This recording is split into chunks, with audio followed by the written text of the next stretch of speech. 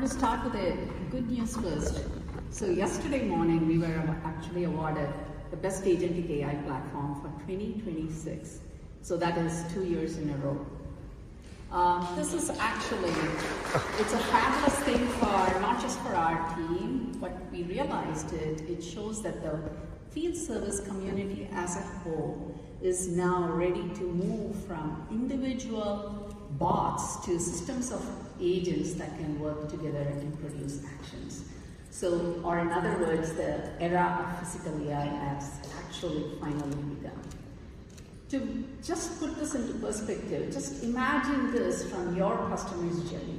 Your customer is just seeing one journey, right? So irrespective of who they are talking to internally, they may be talking to a field service person, remote support, a person who's doing compliance and safety, and more training and documentation. Irrespective of that, all of these people are working and making judgments every single minute of the day, and they are working and doing this with very partial information.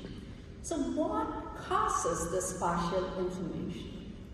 If you look at everything on the left side, which is what everyone talks about, which is the mundane tasks and the automation, and if that is the priority, then there are thousands of other vendors who can do that, right? So, but remember, most of the enterprise data is only 20% there in the left side, because it only captures who did and when did they do. It does not capture the judgment that is in people's heads, the experts, who's the Carlos or the Wiley of the organization, on why did they do and what made them take the decisions and how did they do, right? So it's all in that decision making, which is all on the right side, which is what we call as dark data. The dark data is in people's heads based on the judgment, and it's in the heavy manuals, it is in the telemetry, it's in the logs, and so on and so forth. So what we have built here is what we call as the digital organism. The digital organism is a 16 specialized AI agents that automates 1,800 workflows out of the box that works together in that map that we saw early on the customer journey to go ahead and provide a complete workflow end to end.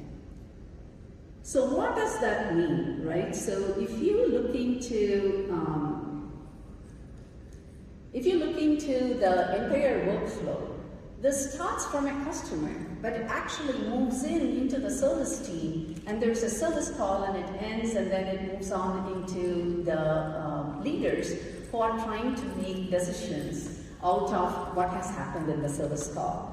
I want to introduce here Chris Dickerson, who has been our partner in crime to actually take this and implement this in Nokia. So Chris, can you talk a little bit about how this would work in a real world scenario? Yes, thank you, Kay. So at Nokia, we're a service P&L. So asset monetization and profitability are key to us. So we're always looking, how can we be proactive in supporting our customer? How can we take data and make sure we're knitting it together so that we can understand activities prior to the break and be proactive? And with Ascendo, we're able to take disparate entities of data and bring them together so that we, from a service logistics, can support a field service person who can work with a customer for a maintenance window so they can proactively replace a product versus taking weeks to diagnose a problem after it happened and then going out and fixing it and making a customer dissatisfied. Yeah, so what is interesting with Nokia is when we started talking to Chris and his team, they said, oh yeah, we needed to cut down escalations. So what causes these escalations? By the time a network controller fails in a data center and someone goes ahead and does a root cause analysis and predicts what parts need to be replaced, it takes us 2 weeks. And what we did is we predicted and we replaced it with 4 hours before an issue happens. So then what we did is we took that and mapped it to the service supply chain. We'll talk a little bit more about, and I even spoke yesterday about building a complete business from services back into service with spare parts, right? So, and what they did is they mapped that entire service chain and the failure patterns to their logistics supply chain, service supply chain, and they said, okay, if Denver Meta data center is going to fail in 2 weeks and it requires part ABCD, will I make sure how I can have that part ready in that data center? So they did that entire depot planning, and they turned around the entire service operations from reactive to proactive, cutting down escalations by 95%. Yeah, so we call it the support escalation prevention agent, so that it allowed us to take the telemetry data, take prior case information, take our stock availability, and make sure we all aligned it. What we do, the part of Nokia that I'm with, is we do optical networking. So we're taking lasers and shooting light to move data over fiber. So if the customer has a downtime, they've got to take all that traffic off of fiber A and move it to fiber B. And they don't want to be doing that with live traffic. They prefer to have all of that done, set up the maintenance window, make sure the technician and the part is there at the same time. So that allows them to make sure that they're always up and running and the data that flows around the world continues to flow. Yeah, and can you speak a little bit more about how that made your operations? How did you excel on the operational excellence? Yeah, so from an operational standpoint, we were, first and foremost, to stop calls to go to the CEO or to the CTO to say, hey, what's going on with your product? We were able to maximize our inventory position by being proactive with understanding, okay, this has heatsink issues or it has telemetry issues, right? So let's get out, let's talk to the customer in advance and put in a maintenance window, have a part there. So that has helped us with not only our profitability, but our Net Promoter Score and our customer satisfaction, which helps when you're going into the next generation technology, or if you're doing a renewal, or if you're just doing a monthly operations review with a service provider. And you have a forum, recently. Yes. Yeah, and you use this to reduce all of the penalty, and you use this to increase the asset monetization and all of that, right? So in a way, you're measuring how your revenues are increasing and the renewals are increasing based on making the service organization proactive.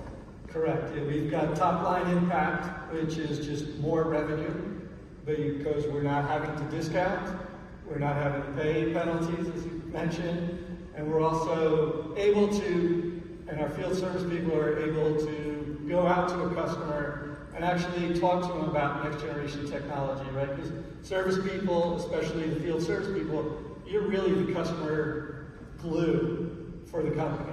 You are the trusted advisor. So our ability to make you even more trusted helps your relationship when you're on site with the technician, because traffic never goes down at 2 o'clock on Tuesday, right? It's always 2 a.m. on Saturday. Somebody had to get awoken, get to site, and the person there is going, okay, I need this thing to be fixed ASAP.